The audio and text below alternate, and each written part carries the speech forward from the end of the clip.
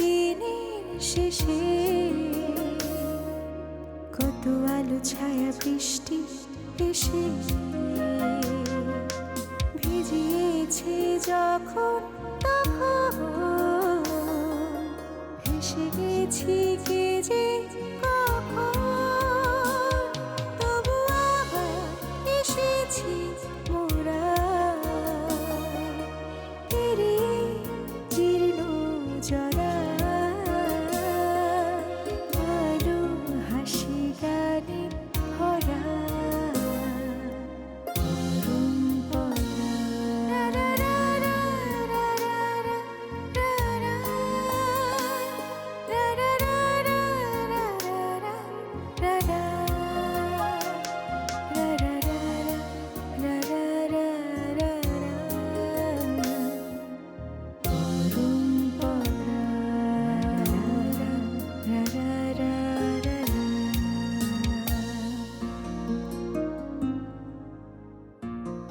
তুমি এত বড় একটা কোম্পানিতে চাকরি করো, সেখানকার অনেক বড় ঊর্ধ্বতন পোস্টে আছো তুমি, তোমার এত প্রভাব প্রতিপত্তি, তুমি আমাকে সামান্য 20,000 টাকা দিতে পারবে না?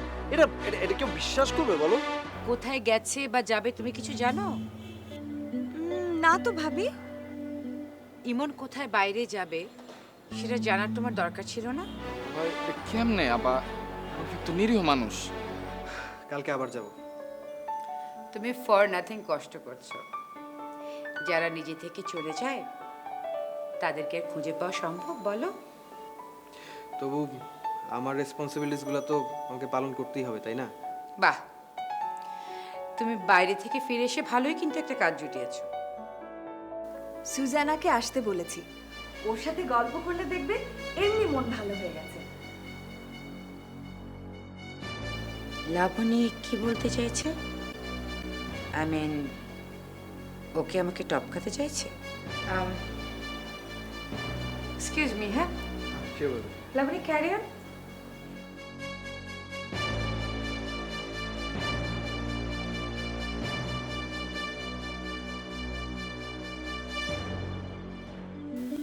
ইমনের কি অবস্থা বলো তো মৌমিতা? সারাক্ষণ আপসেট থাকে। ভাইয়া ভাবি শোক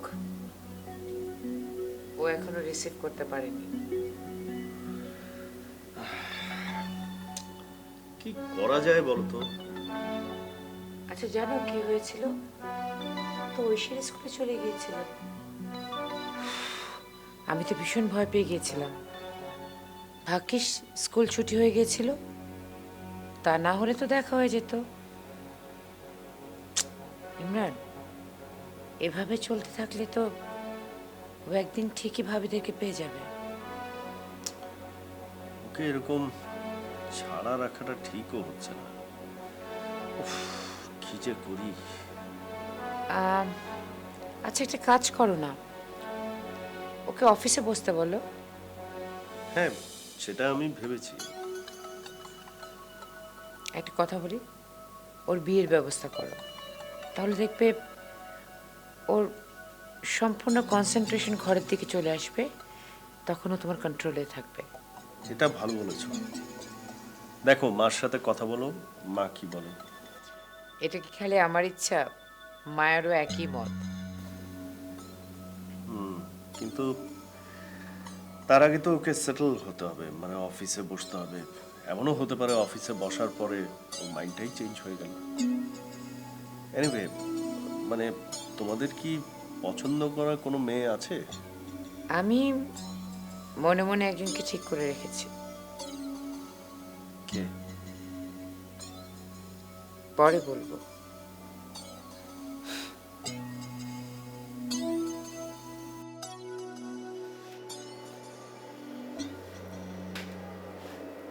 কি বলছিস?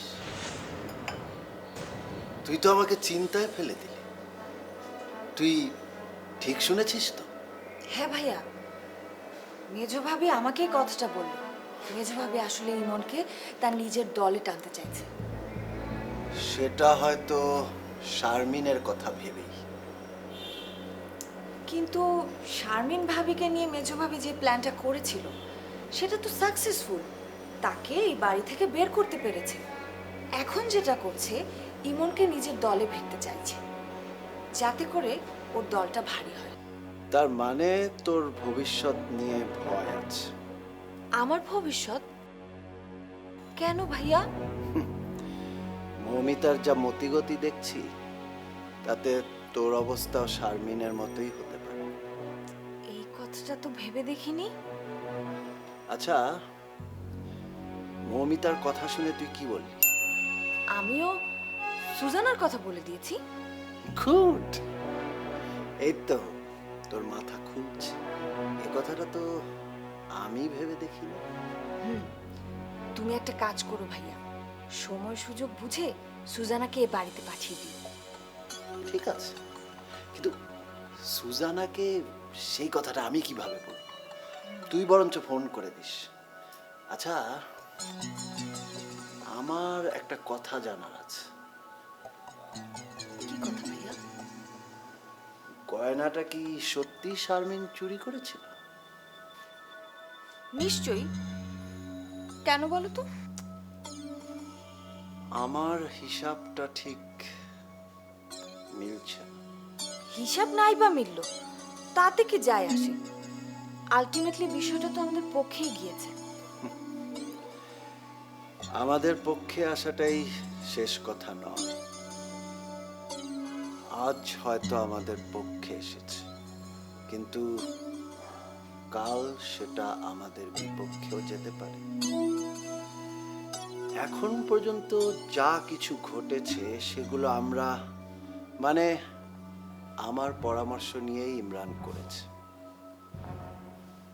কিন্তু এর বাইরেও কিছু চালাকি হতেই পারে, কিন্তু সেটা জানার অধিকার আমার আছে। আমি বেশ বুঝতে পারছি এমন কিছু কাজ, কিছু সিদ্ধান্ত আমার অগোচরেই নেওয়া হচ্ছে, এবং সেটা কে করছে আমি খুব ভালোই বুঝতে পারছি। এর পিছনে কে আছে ভাইয়া?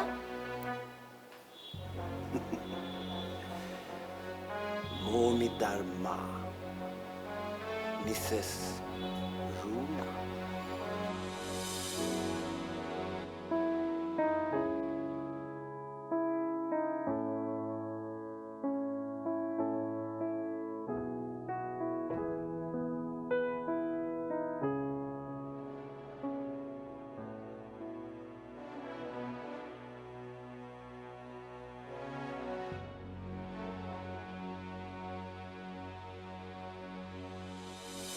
তোমাকে স্যার, আমার এই ফাইলটাকে আপনি দেখেছেন?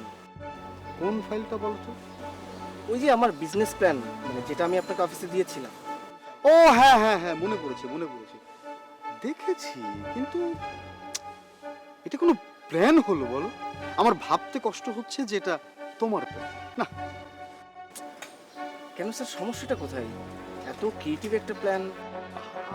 রাখো তো বাবা তোমার এরকম ক্রিয়েটিভ প্ল্যান। হ্যাঁ, এরকম ক্রিয়েটিভ প্ল্যান, এই যে আমার যতগুলো পকেট দেখতে পাচ্ছ, শার্ট প্যান্ট মিলিয়ে সবগুলো পকেটে ভুরি ভুরি থাকতো যখন আমি আগের প্রতিষ্ঠানে চাকরি করতাম। সেখানে যাচ্ছি ছিল না। আগের কোম্পানি আর এই কোম্পানি কিন্তু টোটালি আলাদা, মানে দুই কোম্পানি, এক না।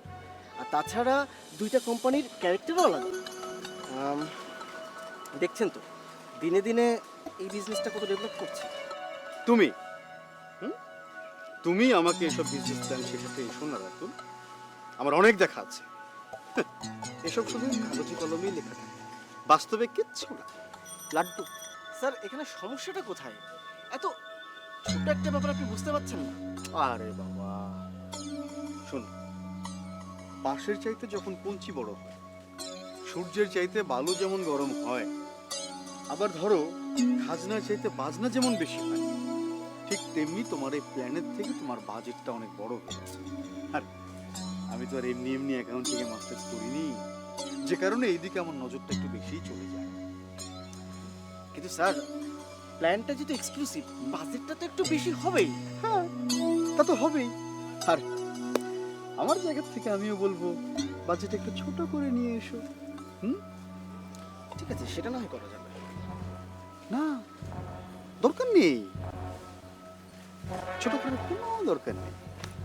আচ্ছা, তুমি কি এটা অন্য কাউকে দেখিয়েছো? না না, কিন্তু সোনালী ম্যামকে দেখো। না না, ওনাকে দেখানোর দরকার নেই। আরে ওনার কাছে তো কোনো কাগজপত্রই থাকে না। মানে আরে বাবা, ওই যে এমডি স্যারের ফাইলটা নিয়ে কি কাহিনীটাই না করলো।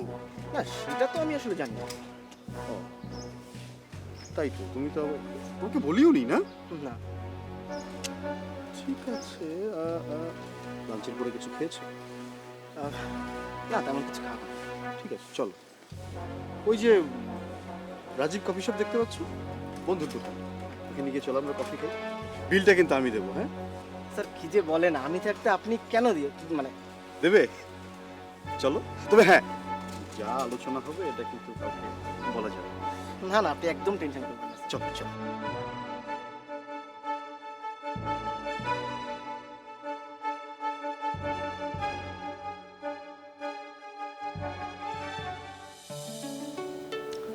কিন্তু আচ্ছা, অফিসে পজিশন ক্রিয়েট করাও তো একটা ভাবনার বিষয় আসলে। তোমরা ইমনকে ভাইয়া তুমি ডেকেছো নাকি? আমাকে বলো তো। হ্যাঁ, তোর সাথে একটা বিষয় একটু আলাপ করা দরকার। কি ব্যাপার বলো তো?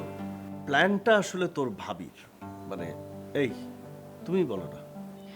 শোনো ইকরাম, প্রথমত ইমন ফিরে এসেছে, সেকেন্ডলি বড় ভাইয়া এবং ভাবিকে নিয়ে যে সমস্ত জটিলতা ছিল সলভ। তার মানে কি দাঁড়ালো, চৌধুরী বাড়ি এখন একটা স্ট্যাবল সিচুয়েশন আছে, রাইট? হ্যাঁ সেটা আছে, কিন্তু সবচেয়ে ইম্পর্টেন্ট যে বিষয় মানে যার জন্য এত কিছু, সেই প্রজেক্ট নিয়ে তো আমরা এগোতে পারছি না। মানে এখানে তো শুধু আমরা নই, বাইরের ইনভেস্টররাও রয়েছে, তারা নানানভাবে চাপ দিচ্ছে, কিন্তু আমরা তাদেরকে কোনোভাবেই কনফার্ম করতে পারছি না।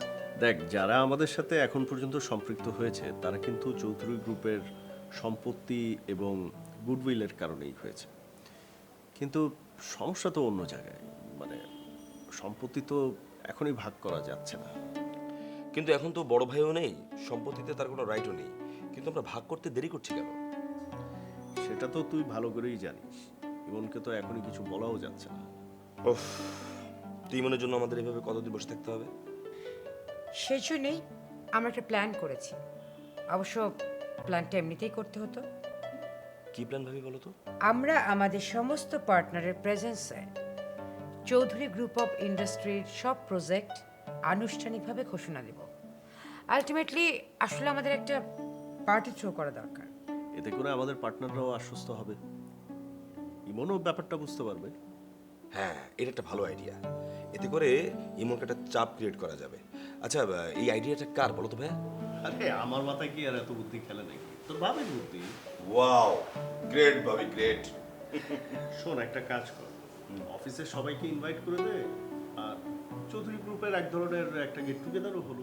ঠিক আছে ভাইয়া, তাহলে তোমরা ডেটটা ফাইনাল করো, আমি সবাইকে ইনভাইট করে দেবো। আচ্ছা, আর একটা কথা, কি ভাবি? তোমরা ইমনকে অফিসে বসাচ্ছ না কেন? ওকে যদি তোমরা ব্যবসায় ইনভলভ না করো তাহলে কিন্তু সম্পত্তির ব্যাপারে ইন ফিউচারে আমরা মুশকিলে পড়বো, রাইট? হ্যাঁ সেটাও ঠিক, কিন্তু আমি ভেবে পাচ্ছি না এই মুহূর্তে ওকে অফিসে কোন জায়গাটায় বসাবো, আর ও তো এগুলো করেও অভ্যস্ত না। আমার মনে হয় কি ভাইয়া, এই মুহূর্তে আমাদের অ্যাডমিনিস্ট্রেশনটা সবচেয়ে দুর্বল। কখনো আশরাফ সাহেব, কখনো ওই সোনালী মেয়েটা দেখাশোনা করছে, কিন্তু আমাদের যে অ্যাডমিনের জায়গাটা, সেই জায়গাটা খালি আছে। আমার মনে হয় ইমন সেখানেই বসুক, আগে বোঝাপড়া হোক, জানাশোনা হোক, তারপর না একটা কিছু করা যাবে। এক্স্যাক্টলি, ইকরাম কিন্তু ঠিকই বলেছে।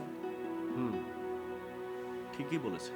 আমার মনে হয় তোমরা আজই ইমনকে ডেকে কথা বলো। আমার মনে হয় ভাইয়া বললেই ভালো হবে। ইমন ঘরে আছে? হ্যাঁ, ও তো সারাদিন ঘরেই থাকে, শুধু একবার বের হয়। কোথায় যায়? কোথায় আবার যাবে? ওর ফেভারিট ভাইয়া ভাবিকে খুঁজতে যায়। এনিওয়ে, আশা করি অফিসে বসলে এগুলো ঠিক হয়ে যাবে। এক্স্যাক্টলি।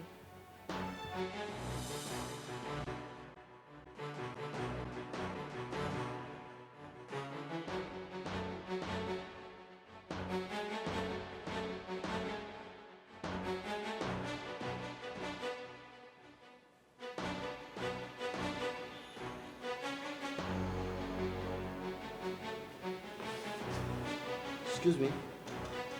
জি বলুন। হ্যালো, আপনাদের অফিসে সোনালী ম্যাডাম নামে একজন আছেন না? জি। গ্রেট। কাইন্ডলি ওনাকে বলবেন যে নোবেল নামে একজন এসেছে, ওনার সাথে দেখা করতে। ম্যাডাম তো মিটিংয়ে আছেন, এখন বলা যাবে না। কোনো সমস্যা নেই, আমি ওয়েট করছি, আপনি বলুন। আজকে মিটিংটা শেষ হতে দেরি হবে। নোবেল?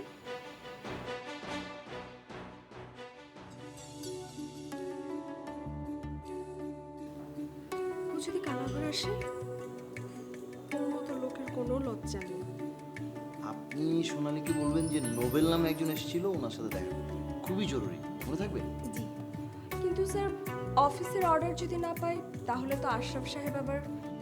আপনি আপনার মতো করে কাজ করেন তো। আশরাফ সাহেব, ওনার ব্যাপারটা আমি দেখছি। আর উনি সারাদিন করেন কি অফিসে?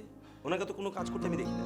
না না স্যার, উনি তো বিশাল কাজ করে, অফিসে কে কি করছে না করছে সেগুলোই খোঁজ রাখে।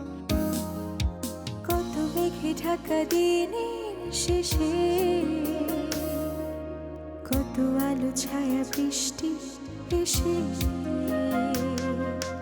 ভিজিয়েছে যখন